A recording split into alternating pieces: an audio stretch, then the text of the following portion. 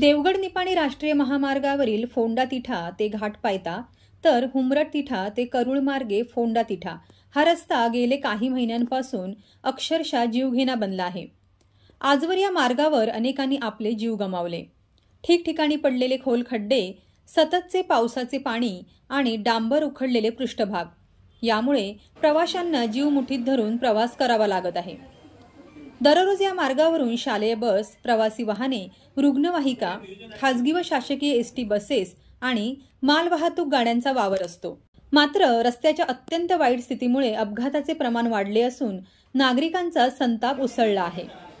या गंभीर प्रश्नाकडे लक्ष वेधण्यासाठी ग्रामस्थ विशाल रेवडेकर यांच्यासह फोंडाघाटमधील समाजसेवक भाई हळदिवे, संदेश पटेल, पंढरीनाथ उर्फ भाई गुरव, दिलीप साटम, महेश रेवडेकर, विजय शिंदे, समीर मरिये, सिद्धेश राणे, प्रतिभा अवसरे, माधवी दळवी, संजना कोलते यांनी धडक देत दोन्ही रस्त्यावरील खड्डे आगामी 15 दिवसाच्या आत न भरल्यास शासकीय विश्रामगृहाच्या कोट्यावधी रुपयांची उधळण करून व्हीआयपी लोकांसाठी बांधण्यात आलेल्या इमारतीच्या बाहेर आमरण उपोषणाचा इशारा दिलाय।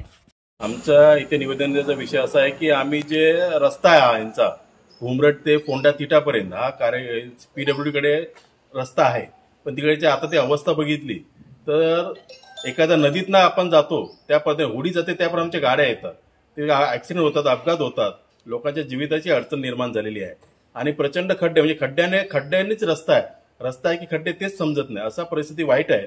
त्यांना वारंवार सांगितलं जातं, येतात नेहमी ते लाल माती काय टाकतात आणि चिखल करतात, परत ते चिखलाचा त्रास होतो। म्हणून आज त्यांनी आम्ही निवेदन अशासाठी द्यायला आलो की डांबराने रस्ते व्यवस्थित आणि ते शक्य नसेल तर पेवर ब्लॉकने खड्डे भरून चांगले सुस्थितीत आम्हाला दिवाळीच्या आत आम्हाला रस्ता तर भेटला पाहिजे। यासाठी आम्ही ग्रामस्थच्या वतीने आलो, कुठला पक्षविषयात नाहीये, ग्रामस्थ म्हणून आलो आणि जर तो त्या अगोदर केला नाही तर ग्रामस्थ म्हणून आम्ही सर्व इथे उपोषणाला बसणार आहोत।